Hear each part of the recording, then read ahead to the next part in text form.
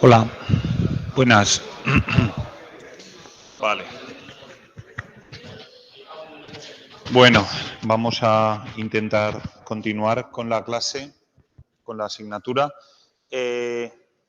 ¿Os acordáis dónde nos quedamos en la última sesión?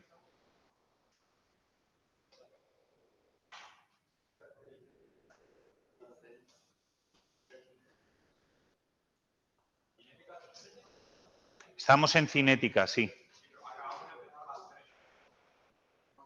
Pero estamos al principio, ¿no? Una pequeña introducción, vale. Pues entonces... Vale, entonces repaso un poquito lo que vimos, si no me acuerdo exactamente la transparencia. Vale, a ver, ¿estáis un poquito atentos, por favor? Vale. Como resumen un poquito de la asignatura, ¿no? Tenemos tema 1, ¿no? Tema 2, tema 3. A ver, el 1 era conocimientos previos, ¿no? Sí, es previo. Después teníamos estática. Y algunos me lo habéis preguntado, ¿no? Para el parcial del lunes, que entraría hasta esfuerzos internos. Eso sería lección 3, si no recuerdo más. ¿Vale?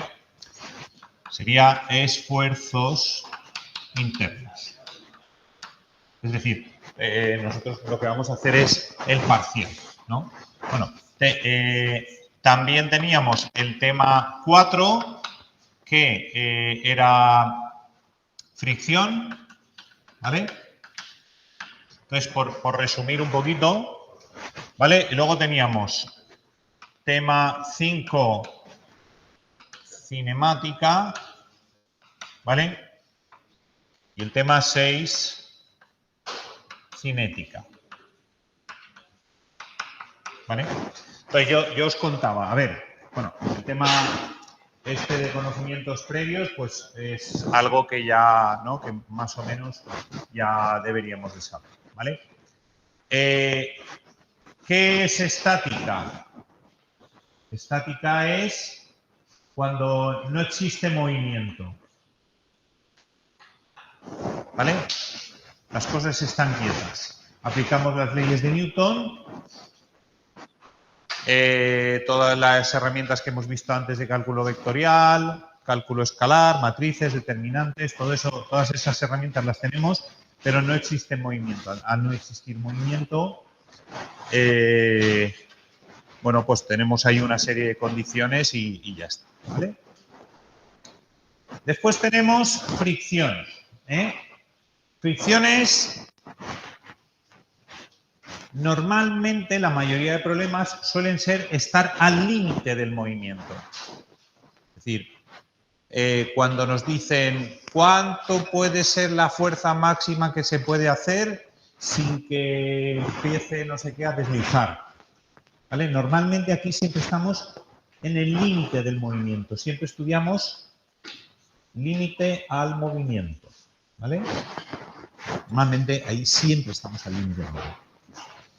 Y en los temas 5 y 6, ¿vale? 5 y 6, aquí siempre vemos, aquí ya están las cosas en movimiento. Aquí sí que existe el movimiento, ¿vale? Con una particularidad entre el tema 5 y el tema 6, ¿vale? El tema 5 es, ¿existe movimiento? Y lo estudio, pero me da igual quién lo provoca, ¿vale? No, el por qué aquí no me lo pregunto. ¿Y por qué se produce el movimiento? Pues no me importa, me da igual.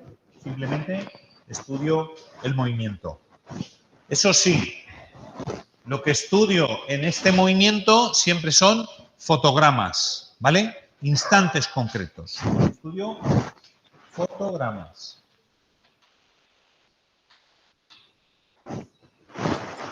¿Y qué veo en cinética? En cinética aquí el porqué es lo central, es lo más importante. ¿Por qué se produce el movimiento? ¿No? ¿Quién lo provoca? Evidentemente, ¿quién lo va a provocar? Pues lo van a provocar las mismas fuerzas y momentos que habíamos calculado aquí, ¿no? Con los que trabajábamos aquí, con una particularidad, y es que cuando estábamos en estática y hacíamos un estudio de hiperestaticidad del mecanismo, siempre me salía que el grado de hiperestaticidad tenía que ser 0, ¿vale? Recordad que si era grado de hiperestaticidad 0, estática, grado de hiperestaticidad 1 o más, teoría de estructuras, ya lo veréis. Grado de hiperestaticidad -1 o menos. Estamos aquí. Las cosas se mueven. Pero aquí sí que nos importa el origen del movimiento, ¿vale? Por eso es interesante que aunque estemos viendo eso, nos va a interesar conocer. Y eso, para algunas técnicas de cálculo de fuerzas y momentos, es muy importante haber resuelto un problema de cinemática porque me van a dar una serie de datos que son interesantes, ¿vale? Estamos ahí. Entonces, lo que vimos el otro día era que cuando yo necesito conocer o sea, cuando yo voy a plantear las ecuaciones de la estática en 3 dimensiones, digamos, cuando estoy planteándolo a nivel de movimiento general, la ecuación que ya conocemos, que es el sumatorio de todas las fuerzas que actúan sobre un cuerpo, van a ser igual, o la resultante va a ser igual a la masa por la aceleración, ¿vale? Eso está claro. Pero cuando estamos hablando del sumatorio de momentos, ¿vale? Aquí ya sí que tenemos que hablar de la variación del momento cinético o el momento angular. Y eso ya nos hace cambiar un poquito el escenario, ¿vale? Ya no es verdad que cuando estamos hablando del plano, el plano, esta ecuación, se convierte en que el sumatorio de momentos es igual a la inercia por alfa, que es más o menos lo que ya habíais visto, ¿vale? Cuando estamos hablando de movimiento general ya tenemos que hablar de la variación del momento cinético. Y un poco era ahí las dificultades que teníamos. Habíamos hablado el otro día, esto sí que, perdonad, por favor, sí que estuvimos hablando el otro día que había una diferencia entre lo que era el momento, los momentos de inercia másicos y los momentos de inercia de área, ¿vale? Hicimos ahí una explicación, yo creo que fue bastante profunda, de cuál era la diferencia entre una cosa y otra, y aunque por ahí los vayamos a encontrar con el mismo nombre, tenemos que tener claro que no. Aquí siempre hablaremos de momentos de inercia másicos, ¿eh?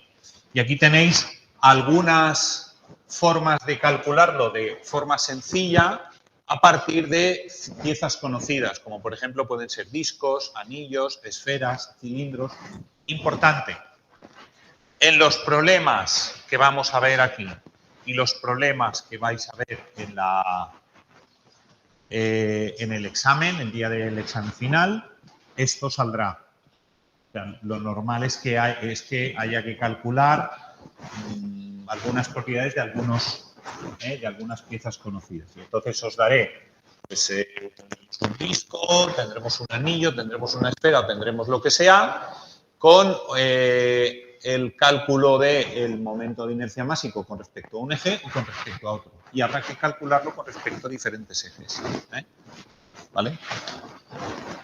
¿Por qué? Pues porque cuando nosotros ya tenemos claro que a nivel de cálculo de momento de inercia, cuando estamos en el plano, esa ecuación, la que yo os he dicho, se convierte en esto, ¿vale?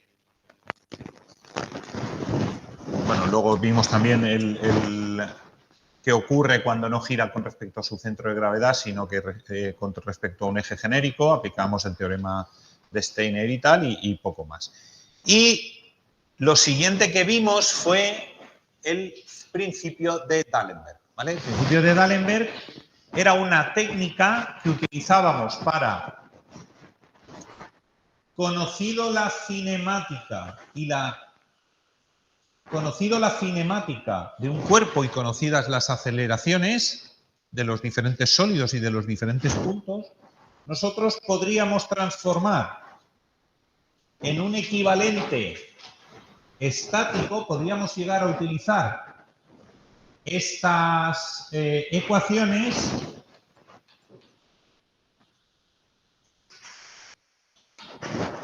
sin más que traduciendo esas aceleraciones angulares y aceleraciones lineales del centro de gravedad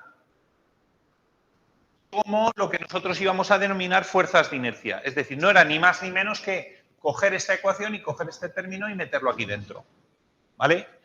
Entonces, esta ecuación que tenemos aquí se convierte en sumatorio de fuerzas menos la aceleración por la masa es igual a 0 y si os acordáis esto se parece mucho a las ecuaciones de la estática, es decir, cuando no había movimiento. Lo que estamos haciendo es llevando los momentos, fuerzas de inercia y momentos de inercia los llevamos al otro. Y equivalentemente lo hacemos aquí, sumatorio de momentos en G menos la inercia por alfa, esto era igual a 0 y por lo tanto transformábamos esas ecuaciones en un equivalente estático. Eso es lo que hacíamos con el principio de D'Alembert. Ya veréis que lo vamos a utilizar bastante. ¿Vale? Básicamente, si no recuerdo mal, estuvimos aquí. Luego ya vimos el ejemplo este de aquí, con una serie de movimientos, con un típico movimiento de biela a manivela de un motor de combustión interna, y eso era lo que nos vimos que podíamos transformar, añadiendo fuerzas de inercia y momentos de inercia, en un sistema equivalente estático. ¿Vale? Más o menos nos quedamos aquí.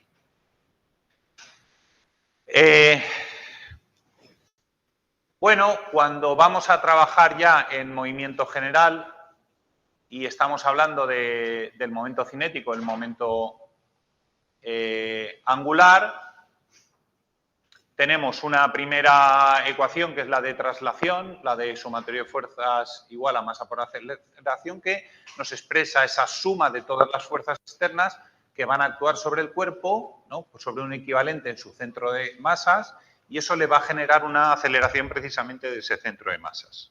La resultante nos va a dar eso. Aunque sí que es cierto que todas esas fuerzas también nos pueden dar un momento no negativo en su centro de gravedad. Y esa segunda ecuación es la ecuación de la rotación, que nos expresa esa suma de momentos que nos van a generar todas esas fuerzas externas sobre su centro de gravedad o su centro de masas, y que lo que van a hacer es variarnos la cantidad de movimiento angular o de momento cinético, ¿vale? También conocido como momento angular. Entonces, en el caso de los sólidos rígidos, teníamos esta situación.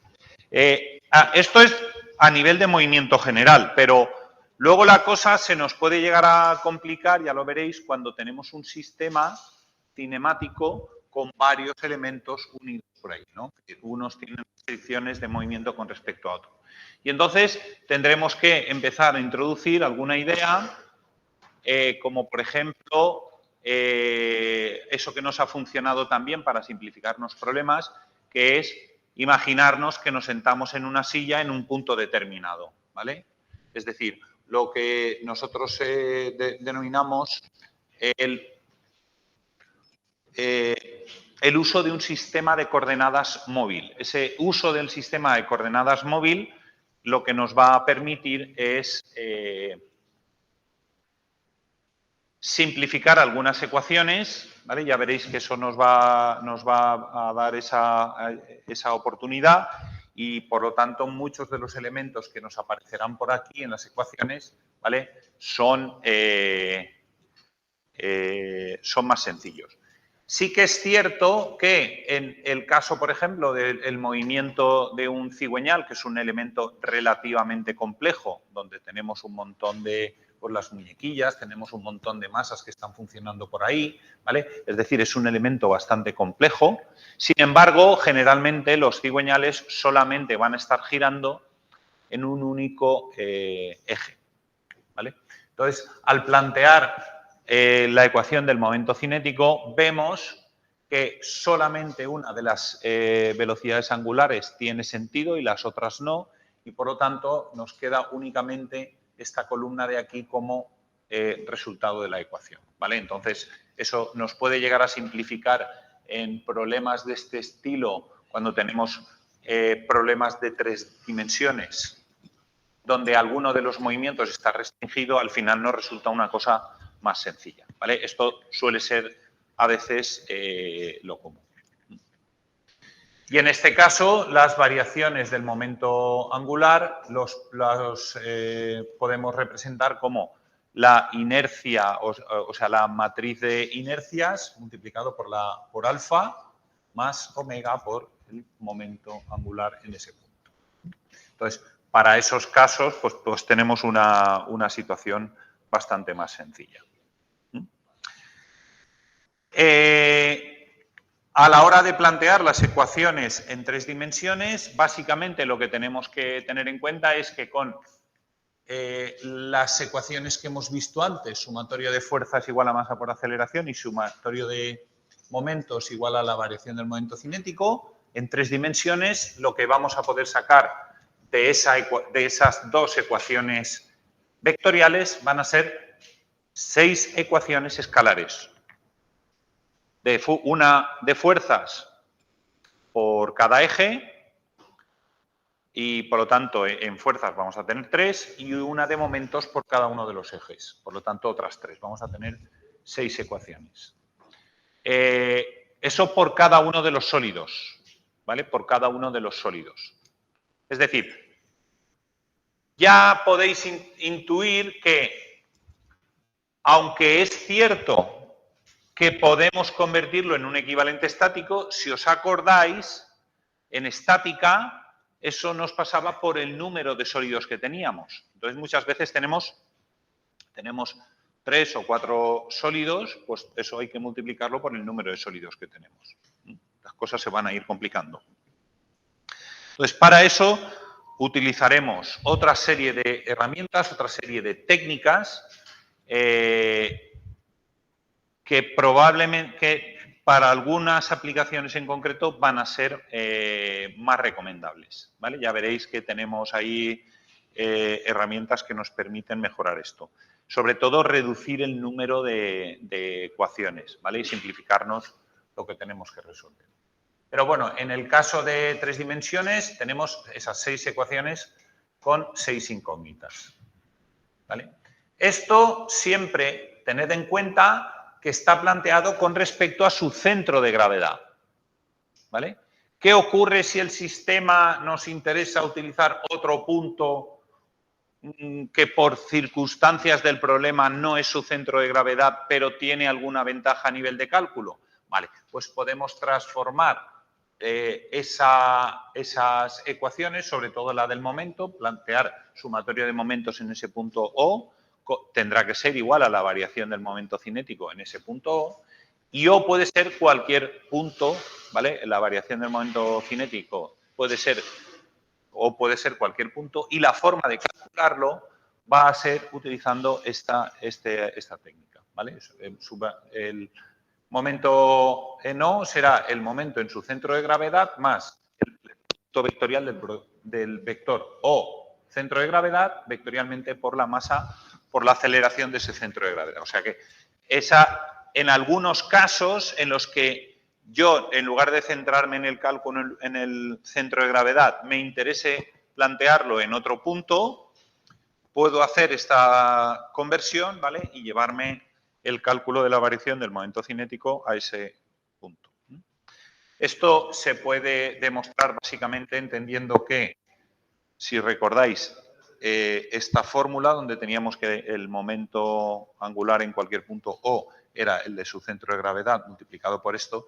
Y si derivamos todo esto, la variación, esto se quedará como la variación, el vector posición no cambia por la condición de sólido rígido y la derivada de la masa por la velocidad, ¿no? ¿Cuál es la derivada de la velocidad? La aceleración. O sea que es fácil demostrar que partiendo de esta ecuación que ya hemos visto antes, ¿vale? Esta ecuación de aquí es inmediata. ¿Qué ocurre cuando tenemos ya no un sólido rígido, sino tenemos un sistema de sólidos rígidos? Tenemos varios sistemas de sólidos rígidos. Vale, el momento angular de cuando tenemos un conjunto de sólidos rígidos respecto a un punto O no va a ser ni más ni menos que la suma de todos los momentos angulares de cada uno de los sólidos con respecto a ese punto que estamos diciendo, ¿vale? Es decir, para los que están en casa y no lo puedan ver, si yo tengo un sistema de sólidos rígidos y quiero calcular el momento cinético en ese punto, eso será el sumatorio del momento cinético con respecto a ese punto O de todos y cada uno de los sólidos rígidos, ¿vale? Es decir, será I por el número de sólidos que haya, ¿vale? Esto nos puede resultar interesante incluso para hacerlo al revés. Me explico. Si yo puedo entender que un sólido está compuesto de... Imaginaos, por ejemplo, un cigüeñal, ¿vale? Un cigüeñal es esto. Calcular el momento cinético de este cigüeñal con respecto a este punto, si para mí este es el punto O, puede ser complicado, porque es un elemento complejo. Pero si yo digo, vale, esto es una varilla, otra varilla, otra varilla, otra varilla aquí, y lo voy dividiendo en sólidos rígidos pequeños, es decir, el 1, el 2, el 3, el 4, aquí tenemos uno, un quinto, un sexto, un séptimo, un octavo y un noveno. Vale, yo no sé calcular el momento cinético de este elemento tan complejo, pero sí el de una varilla. Hemos visto la fórmula, la tenemos por ahí. Entonces, si yo calculo el de este, calculo el de este, el de este, el de este y el de cada uno de esos elementos, luego los puedo sumar y ya tendría el del elemento completo. Entonces, hay veces que nos va a interesar cuando tenemos un conjunto de sólidos, pues calcular en uno, pero hay veces que tendremos un sólido que es complejo y si lo podemos dividir en sus partes pequeñitas, sencillas de calcular, podremos hacer ese cálculo y aplicar estas relaciones. Tened en cuenta que cuando estamos hablando de un punto genérico, esa variación, cuando estamos hablando de la variación del momento cinético, aplicaremos la fórmula que hemos visto antes, es decir, la de su centro de gravedad más el producto vectorial que tenemos aquí. ¿Qué más?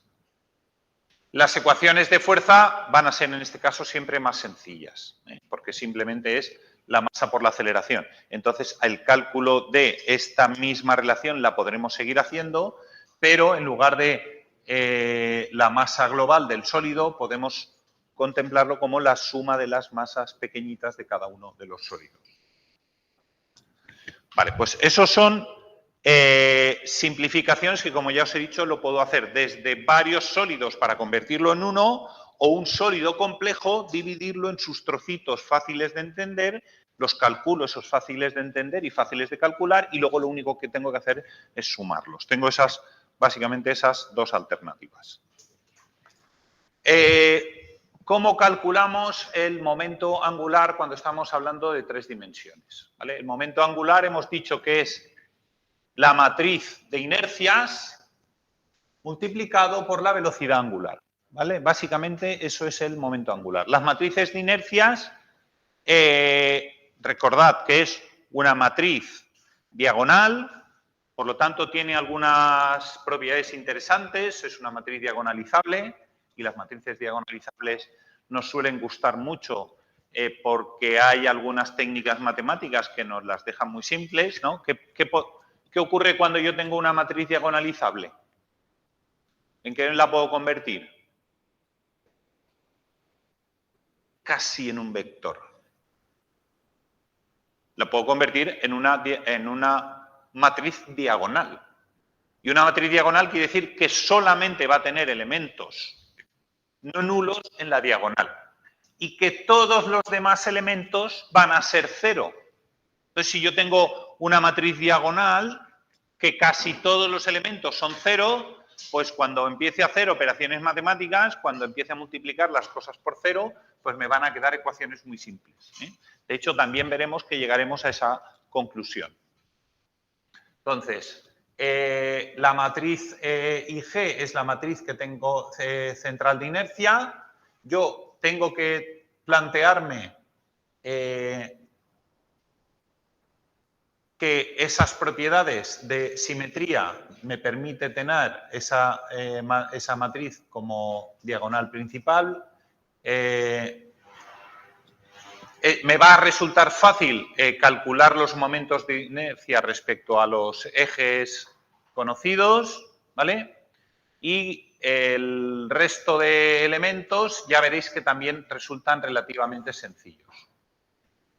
¿Por qué? Pues porque incluso aunque sea relativamente compleja el cálculo de esa matriz, en la diagonal sí que voy a tener los momentos de inercia como tal. Los momentos de inercia ya hemos visto al principio en la lección en la parte de la lección aclaratoria, que sería igual a cada diferencial de masa por el cuadrado de las distancias al punto en el que yo estoy haciendo el cálculo, y eso normalmente ya os digo que os van a dar una fórmula para piezas conocidas, para varillas, para discos, para esferas, ¿vale? Para anillos. Vamos a tener fórmulas sencillas de calcular y los productos de inercia al final terminan siendo el producto de la masa por las cotas en X y en Y. Por ejemplo, en el caso de X y, la cota X, la cota Y por la masa. En el caso del XZ, la cota XZ por la masa, y en el caso del IZ, la cota Y por la cota Z. Es decir, multiplico la masa por sus cotas, por el punto donde está colocado, ¿vale? Haremos un par de ejercicios, creo yo, de cómo podemos llegar a obtener esa matriz, ¿vale? Dado un sólido, hay un ejercicio que solemos ver, que es un agitador de pinturas, ¿vale? Y el cálculo de la matriz de inercia está ahí calculada al detalle. Si queréis verlo en el libro este de problemas que hemos desarrollado en el departamento, ¿vale? Ahí yo sí que es un libro que recomiendo que lo tengáis, porque ahí hay problemas de todos los temas y con diferentes niveles de dificultad. Además, están planteados de tal forma que entre todos los problemas se analicen prácticamente se revisen todos los conceptos importantes de la asignatura. Entonces, vamos de problemas sencillos que normalmente son en el plano, se revisan una serie de conceptos, se va llegando a algo más complejo, y luego también hay problemas en 3 dimensiones donde ahí se acaban de revisar los conceptos que se tienen que tratar. Es un libro bastante interesante. Bueno, pues ahí veremos cómo calcular esa matriz de inercia a partir de los momentos de inercia y los productos de inercia.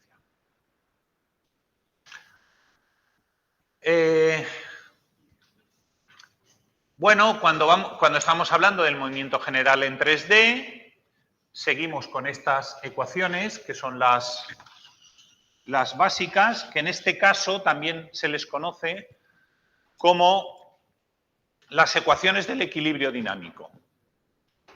Ya hemos dicho que de esas ecuaciones vamos a sacar 6 ecuaciones escalares por cada uno de los sólidos. Y, bueno, cuando vayamos a calcular las derivadas temporales, en algunos casos es algo bastante complejo. ¿Por qué es complejo? Pues porque el sólido en 3 dimensiones normalmente se está moviendo con los 3 ejes respecto a un sistema de coordenadas fijo. ¿Vale? Lo normal es que si yo tengo un sólido que se está moviendo, ¿vale? Este sólido se está moviendo con respecto a un sistema de coordenadas fijo, se está moviendo en los 3 ejes. Entonces, normalmente, el cálculo de esas derivadas temporales suele resultar bastante complejo. ¿Qué podemos hacer en esos casos? ¿Vale? ¿Qué podemos hacer en esos casos? Vale, pues en esos casos, que es bastante complejo, una forma interesante es lo que ya vimos en cinemática en movimiento relativo, ¿os acordáis?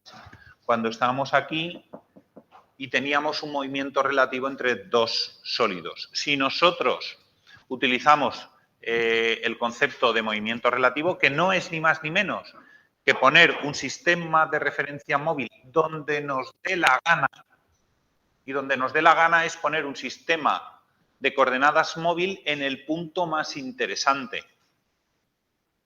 Entonces, si nosotros hacemos ese truco,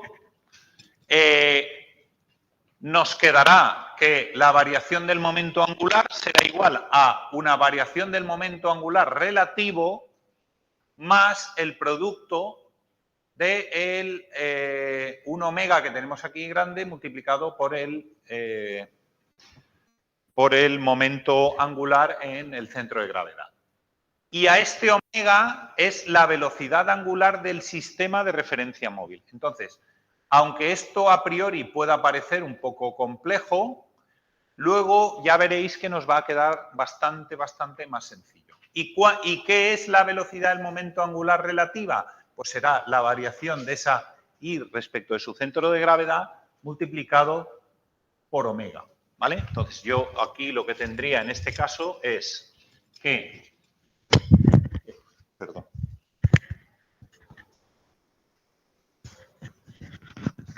¿Vale? Lo pongo aquí para los que están viéndolo desde fuera. Hemos dicho que tendríamos el Hg relativo más ese... ¿Vale? Esto es el omega del sistema de referencia móvil. ¿Vale? ¿Y esto qué es? Esto es la derivada respecto del tiempo de Ig multiplicado por omega. ¿Vale?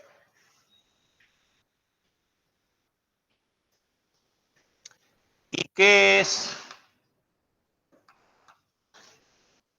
la derivada temporal de la matriz de inercia respecto de su centro de gravedad? ¿Cuánto cambia la matriz de inercia respecto a su centro de gravedad relativa? Será una constante, ¿no? Eso no cambia. ¿Y cuál es la derivada de omega? ¿La derivada respecto del tiempo de omega? La derivada es la aceleración, ¿vale? Entonces nos va a quedar un sistema un poquito más sencillo, ¿vale?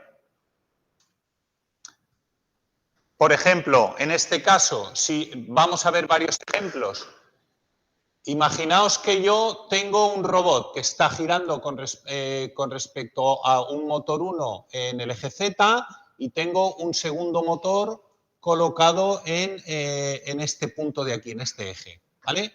Si os dais cuenta, esa es la velocidad omega del motor 2 y yo coloco un sistema de coordenadas ahí. Y además es un sistema de coordenadas que está girando conforme gira ese brazo. ¿Vale? Ya lo vimos que la velocidad total que tiene ese trozo del brazo es la suma de las dos velocidades angulares, tanto la que genera el motor 1 como la que genera el motor 2. En este caso, ese omega sería directamente la omega del motor 1 más la omega del motor 2. En este caso, colocamos un sistema de coordenadas móvil aquí, en este punto de aquí. Entonces, ese sistema de coordenadas móvil, si yo tengo que esto está girando con una velocidad omega 1 respecto a este eje y con una omega 2 esto está girando con respecto a este eje, mi sistema de coordenadas móvil está definido como justamente única y exclusivamente la velocidad de omega 1. Incluso podría estar el sistema de coordenadas aplicado aquí y si no rota, es un sistema de coordenadas que no rota con el eje de giro, o sea, con la rueda, sino que siempre está girando en estas condiciones, podríamos decir que es un sistema de coordenadas móvil, va a girar con ese omega 1. O sea, hay que ver dónde colocamos el sistema de coordenadas móvil, que normalmente será en el punto que más nos vaya a interesar, y a partir de ahí calculamos esa omega que hemos dicho, ¿vale? Esa omega mayúscula. Igual que aquí. Aquí tenemos un sistema que está girando con respecto a este eje con una omega 0 y aquí tenemos un ángulo que va girando, un balanceo que tenemos de este de aquí, ¿vale? Este famoso beta. Su velocidad angular será la derivada de beta, beta punto, ¿vale? Si yo coloco el sistema de coordenadas móvil puesto ahí que gira solidariamente con este plato, la omega que vamos a tener de velocidad del sistema de coordenadas móvil será justamente como está colocado en el mismo sólido, omega punto, o sea, omega sub 0 más omega punto. Eso es la omega total, ¿vale?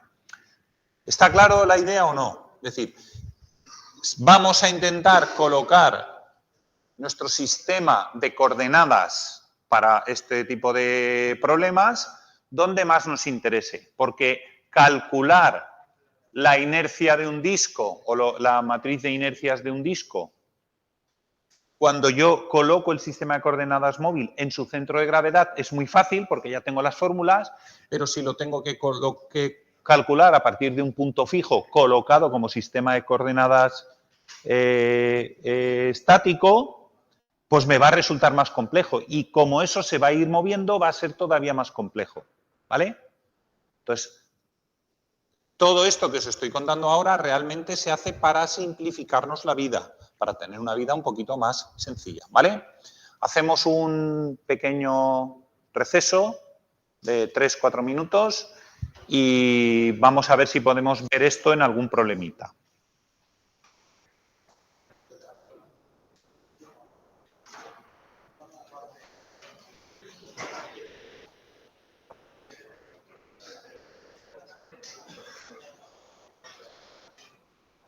Dime. Estaba mirando la fórmula de aquí. En la fórmula de esto, la aceleración angular sería la total. Sí. De todos los sólidos en conjunto. Sí. ¿En cuál me dices? O sea, como lo del tema 5, que como lo de las hélices y eso, ¿no?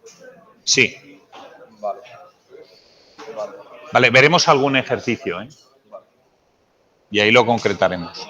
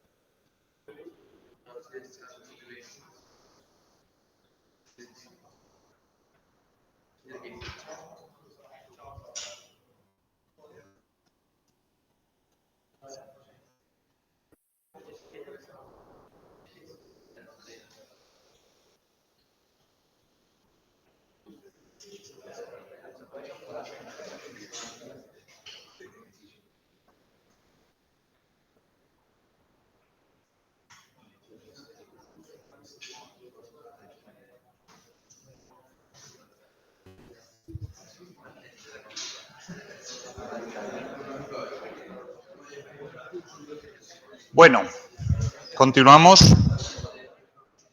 ¿Vale? Vale, vamos a hacer un ejercicio sencillito, que va a consistir básicamente en, una vez obtenidos o relacionando conceptos de la cinemática con algo que hemos visto en cinética a través del principio de D'Alembert y el uso como si fuese un problema de estática. Y además vamos a meterle aquí un poquito del concepto de fricción. Entonces, esto que puede parecer una cosa súper complicada porque estamos metiendo tema 4, tema 5, tema 6 y tema 2, ¿vale? Todo está ahí metido, ¿vale? Pues vamos a ver cómo podemos meter todo eso de alguna forma con un problemita que pueda resultar pues más o menos interesante, ¿vale? Entonces, el problema nos dice que tenemos una motocicleta ahí en la figura que tiene una masa de 125 kilos y un centro de gravedad G1 colocado ahí. Ahora pondremos lo pondremos bien, ¿vale? Y tenemos un centro de masas G2 que es el del motociclista, ¿vale? Que tiene un peso, o sea, el piloto que tiene un peso de 75 kilogramos. Nos pide determinar el coeficiente mínimo de fricción estática entre las ruedas y el pavimento para que la motocicleta realice un caballito, es decir, que levante la rueda delantera del suelo como se muestra en la foto. ¿Y qué aceleración requiere para hacer esto? ¿Vale? Vamos a ignorar la masa de la rueda y la rueda delantera gira libremente. Es decir, vamos a ver cómo hago esto. Tenemos...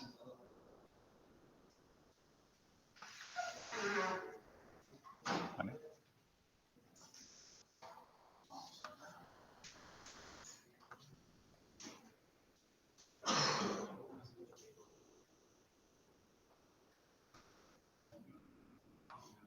¿Vale? Vamos a ver. Ya sabéis que yo estoy aquí por más o menos por mi capacidad de enseñar y no por mi capacidad de dibujar, ¿eh? Lo digo para que no quiero tener aquí críticas destructivas sobre mis habilidades de dibujar, ¿eh? ¿Vale o no?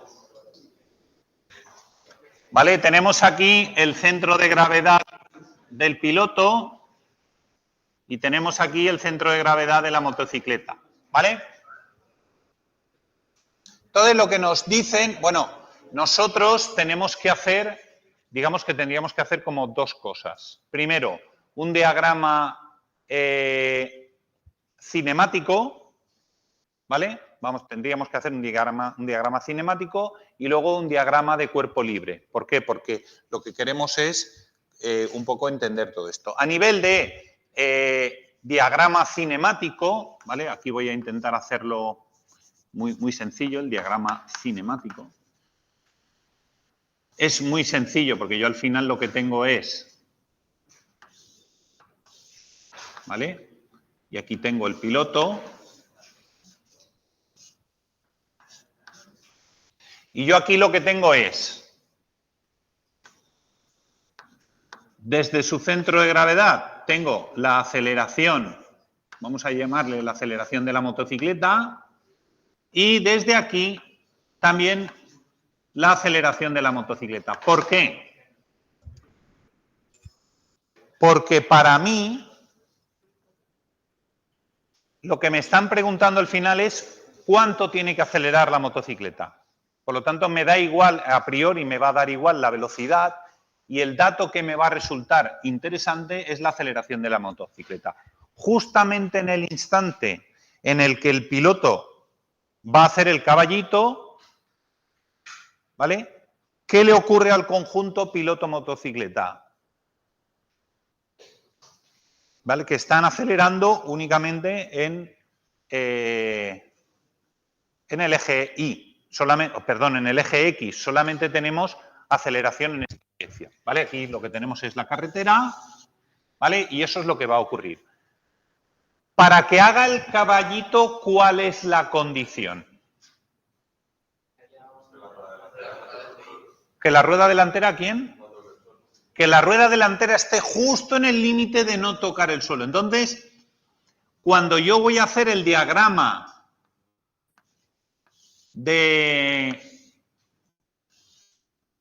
de cuerpo libre, ¿vale? Cuando yo hago el diagrama de cuerpo libre, que aquí tendría que tener una reacción del suelo, ¿cuánto va a valer esa reacción? Esa reacción va a ser prácticamente cero. ¿Vale o no? Y aquí en este punto, que es el otro punto de contacto con el suelo, ¿qué voy a tener? ¿Qué tengo que tener ahí? ¿Vale? Voy a tener, por lo tanto, voy a tener de momento le voy a llamar, no lo apuntéis todavía, pero si este, por ejemplo, es el punto B y esto es el punto A, ¿vale? El punto A ya sabemos que RA es igual a 0 y aquí de momento le voy a llamar RBI, pero ahora le cambiaré enseguida el nombre y veréis por qué. ¿Y qué otra cosa voy a tener?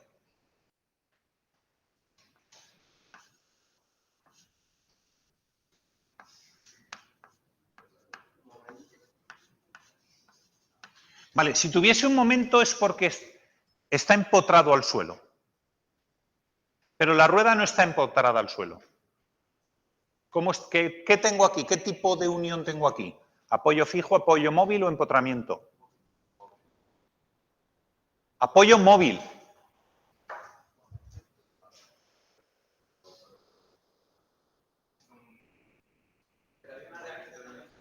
Si tuviese un apoyo móvil es porque la rueda derrapa.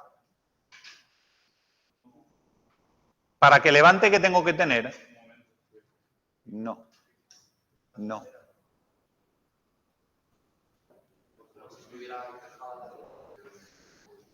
No es exactamente como que está... Estamos hablando justo del momento en el que empieza a despegar la rueda de delante. Una reacción en X que es la fuerza de rozamiento. Por eso ya os he dicho, si esto le llamo fuerza de rozamiento en B, este no le voy a llamar RBI, le voy a llamar NB. ¿Os dais cuenta cómo estoy introduciendo el concepto ya de fricción? Por lo tanto, ¿esto qué sería? Un apoyo fijo para mí. Justamente en ese instante es un apoyo fijo, porque tengo una oposición en el eje X y una posición en el eje Y, pero no tengo posición al momento. ¿Vale o no? No está la rueda enganchada al suelo, sino simplemente en ese instante, justamente en el instante que estoy analizando, tengo una fuerza en X, que es la fuerza de rozamiento, y tengo la fuerza del suelo. Esta es fácil de ver, ¿vale? La otra es la que nos ha costado un poquito de ver. ¿Está claro o no? ¿Y estas cuánto valdrán? No lo sé. Algo tendrán que valer. Vale. ¿Qué más me faltaría para poder convertir, para poder aplicar las ecuaciones de la estática?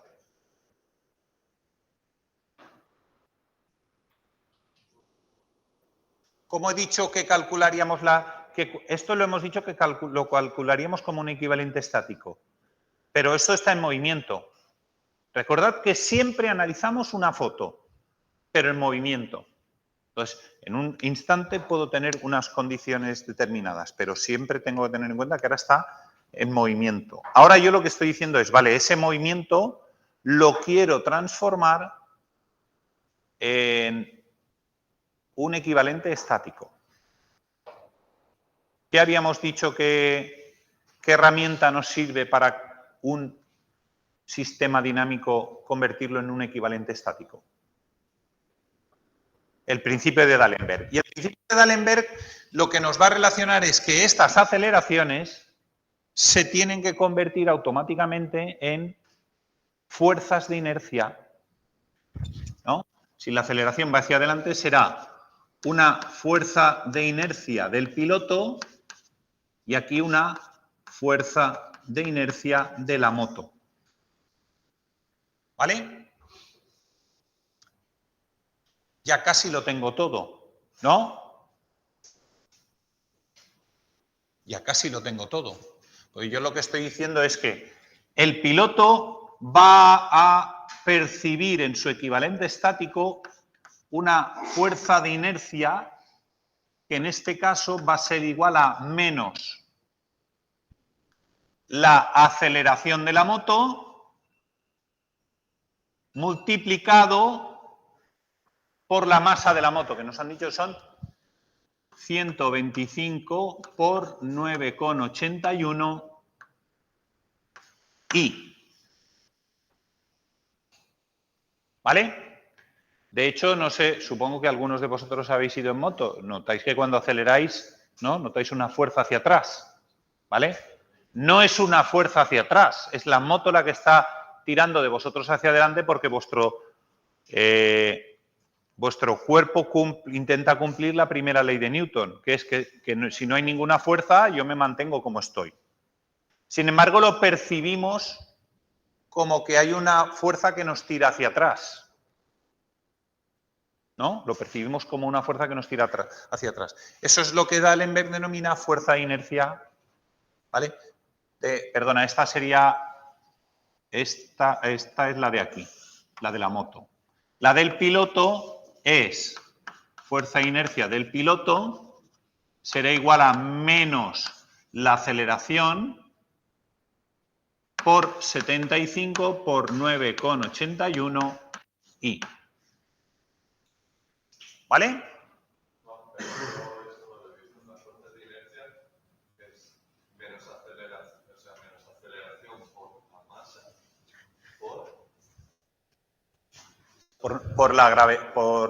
Porque estoy pasándolo todo a newtons. Entonces, la masa por la aceleración de la gravedad, ¿no? A ver, lo que pasa es que la masa por G lo que nos dé son newtons.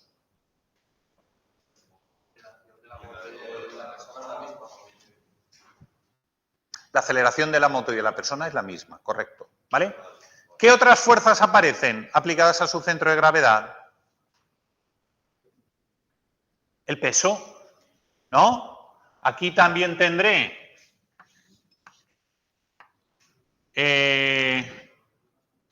la moto 125 por 9,8 J, y aquí también tendré otra hacia abajo que será igual a esto vamos a llamarle peso de la moto y peso del piloto, que será igual a menos 75 por 9,81 J. ¿Vale? Y aquí ya hemos dicho que voy a tener NB y la fuerza de rozamiento en B. Recordemos que la fuerza de rozamiento en B tiene que ser menor o igual que NB por el coeficiente de fricción, ¿sí o no? Y la reacción en A, 0J.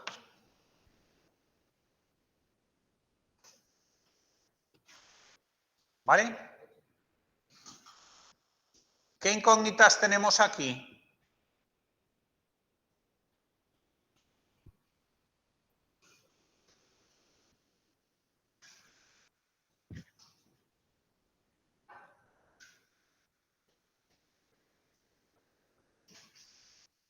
Aquí vamos a tener suficiente como para calcularlo todo, ¿vale?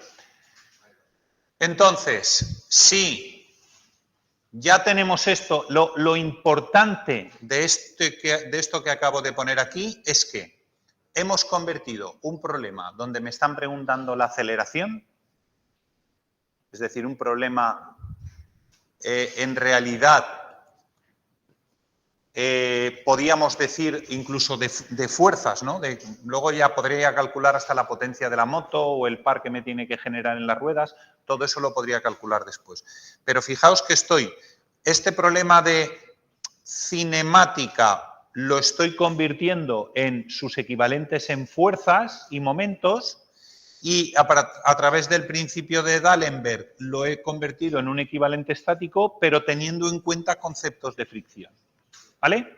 Entonces, ecuaciones de la fricción. Siempre hemos dicho, a mí las ecuaciones de la estática, ya lo sabéis, la que más me gusta es la de sumatorio de momentos, porque sumatorio de momentos me permite calcular en un punto determinado, o sea, al ponerlo en un punto determinado puedo quitarme incógnitas. Y eso es muy interesante, ¿vale? Entonces, si yo tuviera que plantear una ecuación de momentos, ¿dónde la plantearía? En B, ¿vale? ¿Por qué? Porque si yo pongo sumatorio de momentos en B, tienen que valer 0, ¿qué tengo en B?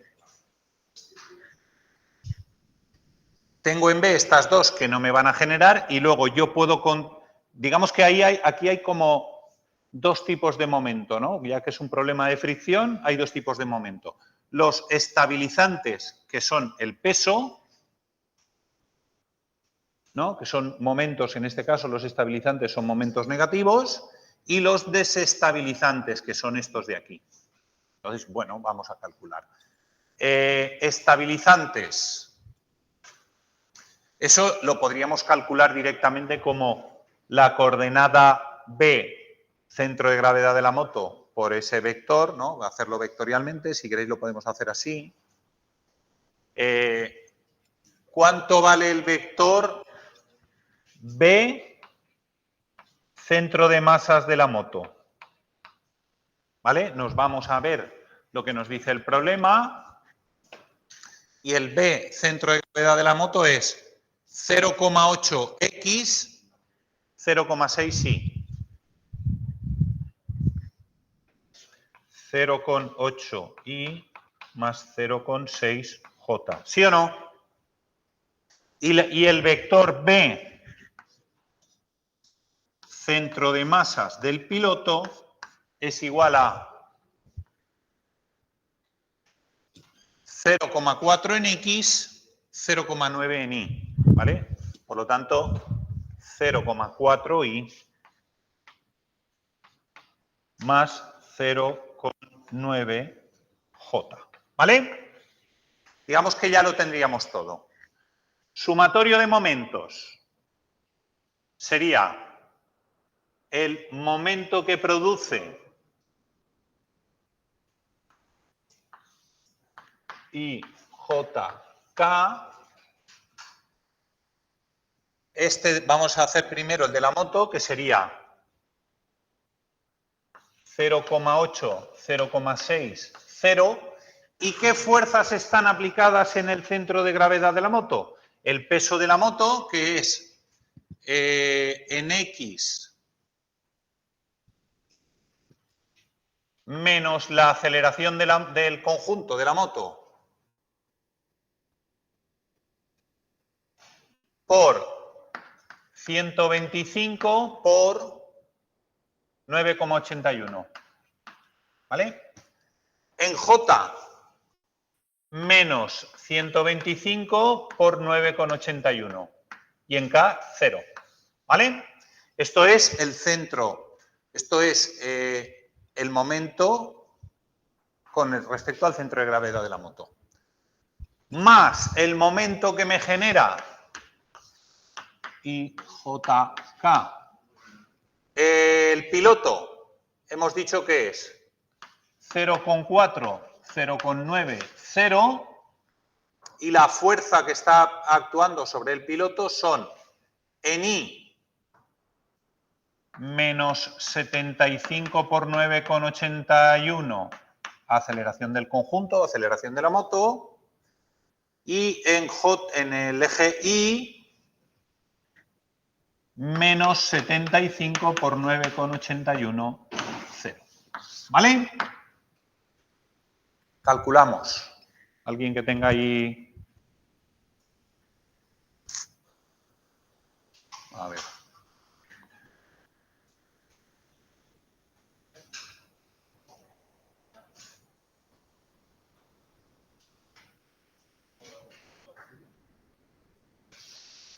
A ver, 125, 9,81 por.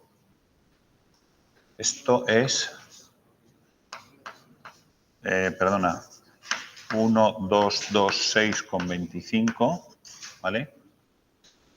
Serían eso por 0,8. Esto es menos 981K. Un momento, por favor. Sí, es esto, por esto, ¿vale? Y ahora menos, que sería más,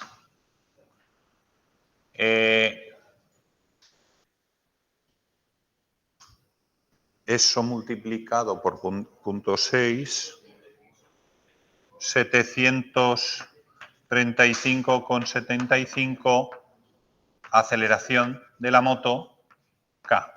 ¿Sí o no? ¿Vale? Y aquí tengo que 75,9,81 son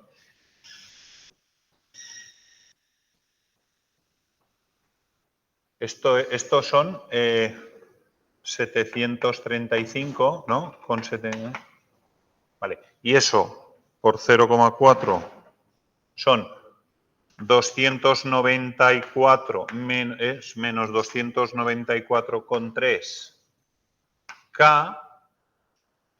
Y aquí tenemos estos 735 por 0,9 más 662,17 aceleración de la moto en K. ¿Vale?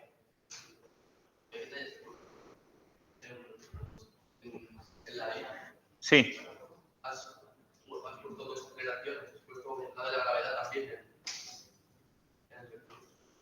No porque esto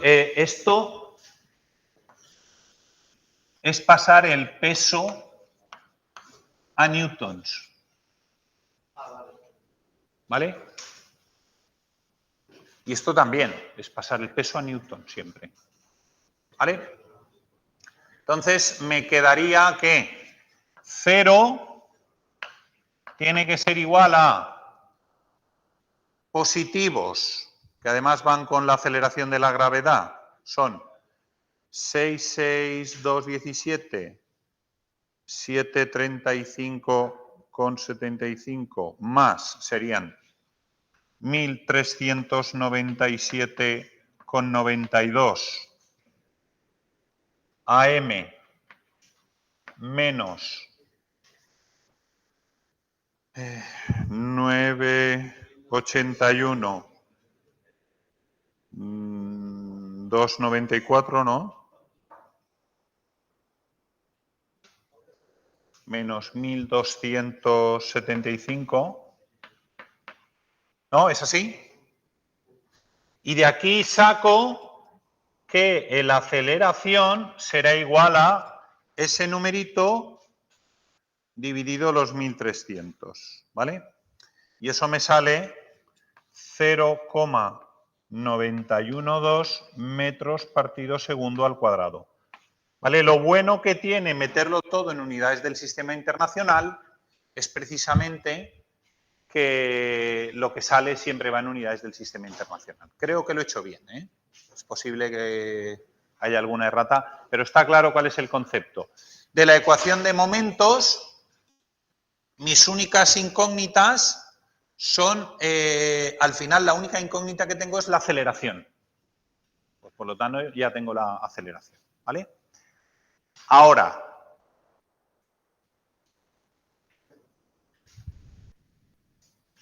¿qué me quedaría por plantear? Pues me quedaría por plantear las otras dos ecuaciones de ejes. Borro aquí, ¿eh? Y yo creo que ya os he dado bastante por saco con esto. Este tipo de problemas son los que nos gustan a los profes poner en los exámenes, porque son problemas, no es muy complejo, pero requiere el conocimiento y el entendimiento de toda la materia. Y como veis, toda la materia puede estar prácticamente metida en un único problema. Eso puede ocurrir. Vale. Aquí. ¿Eso no se supone que es una fuerza? ¿Cuál? Lo mismo de antes. No se supone que tiene que ser una fuerza. Que el menos AM. Es que es una fuerza, pero es una fuerza de inercia. Claro, y la masa por la aceleración igualmente. No, vamos a ver. Efectivamente, es que esto es pasar la masa, es masa por aceleración. No es masa, no es aceleración por peso. Ay, es cierto, sí. Sí, disculpar. Vale, sí, es cierto. Vale, fallo mío, perdonad. Esto aquí no tiene sentido. Vale, porque es masa por aceleración, perdón. Perdonad. Vale, entonces sí que hay que rehacer esto, ¿eh?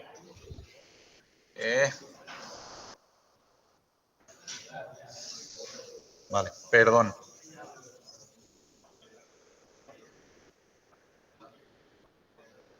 Vale, aquí. Sí, SMA. Vale, perdón.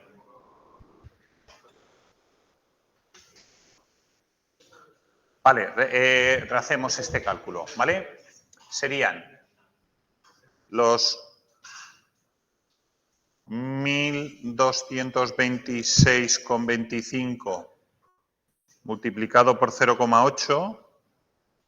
Estos serían, sí que serían los menos 981K. Y aquí tendríamos 125 multiplicado por 0,6. Serían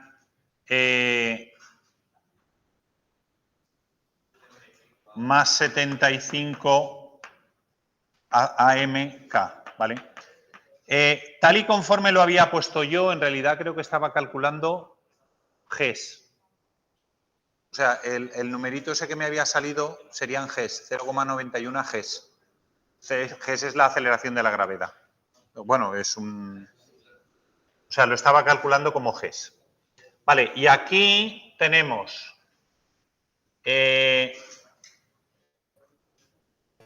estos sí que son 700... Estos son 700, estos serían menos 735, ¿no?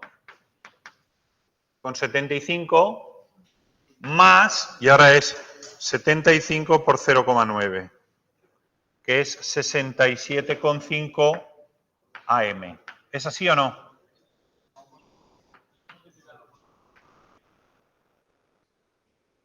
Ah, vale, sí, esto hay que multiplicar. Por 0,4, vale. 735 por 0,4. Vale. 294, ¿vale? Menos 200, y esto sí que está bien. No, esto no está bien. Estos son 75 por 0,9. 75 por 0,9, sí, 60, estaba bien.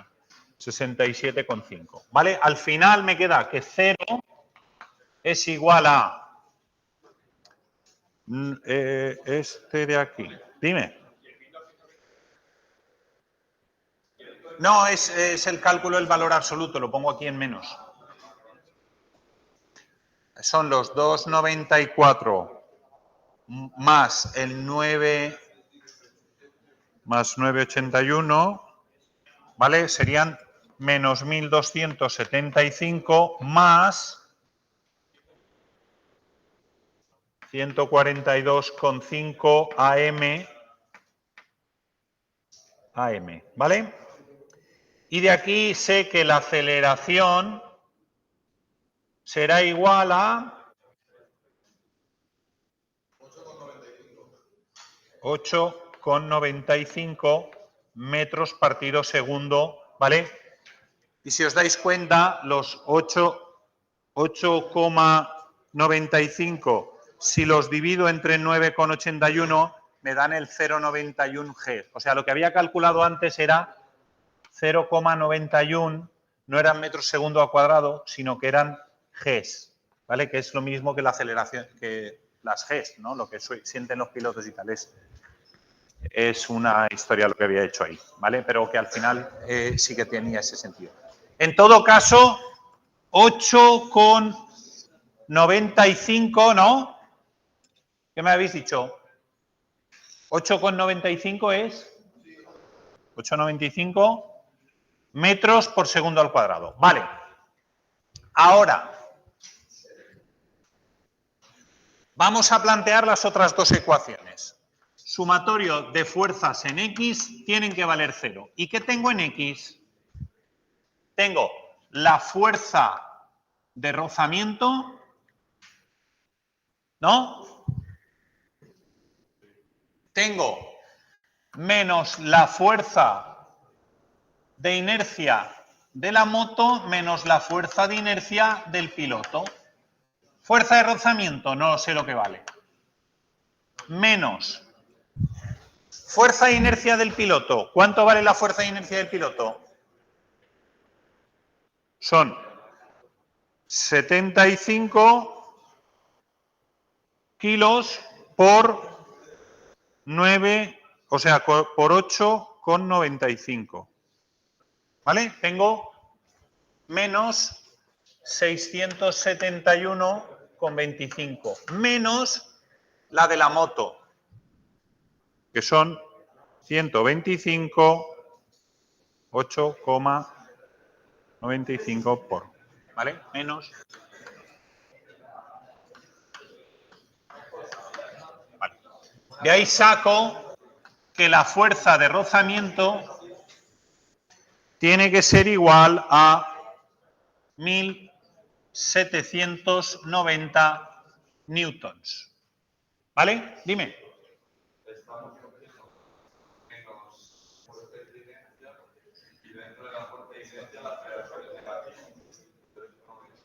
No, no. La aceleración es positiva. Claro, por eso ese es el signo de aquí. O sea, la aceleración va hacia adelante y las fuerzas de inercia van hacia detrás. Por eso las pongo en negativo. ¿Vale? Finalmente, yo sé que esto es igual a n por nu. Pero ¿qué es lo que me pedían al principio en el problema? Nos dicen que la motocicleta tiene una masa de 100, tal, y nos piden, para que haga el caballito, qué aceleración requiere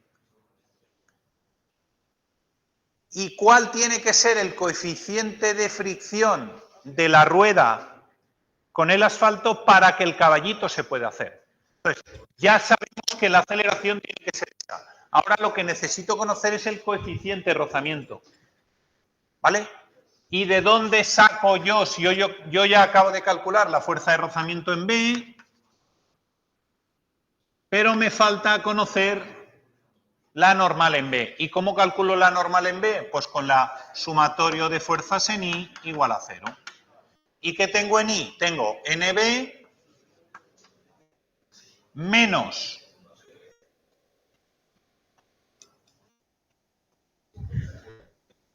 $981 menos 735.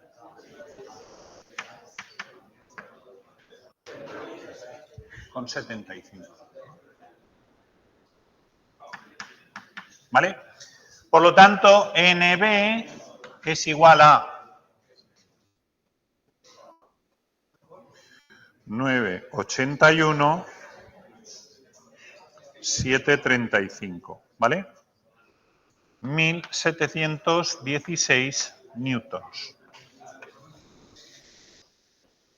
¿Vale? No puede ser, ¿no? Sí.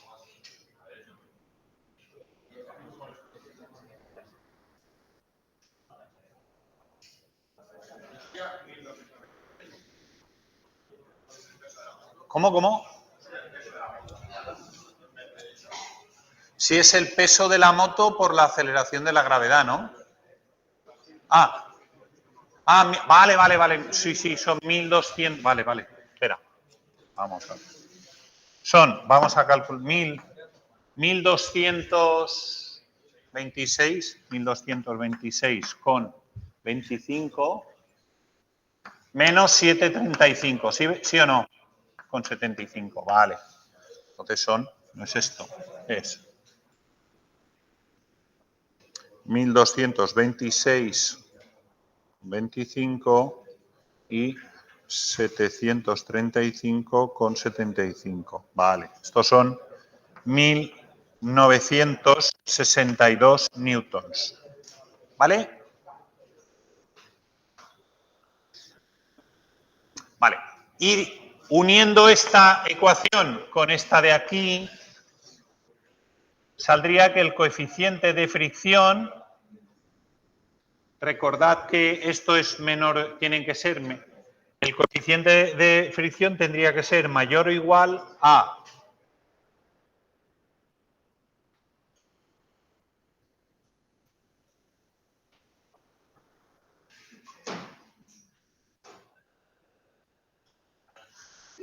¿Qué ha pasado?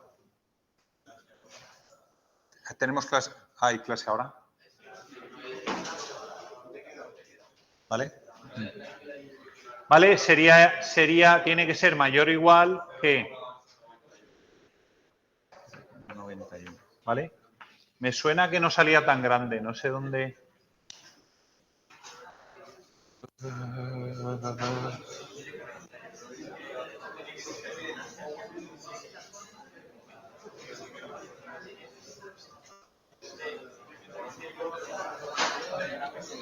Vale, bueno, lo dejamos aquí.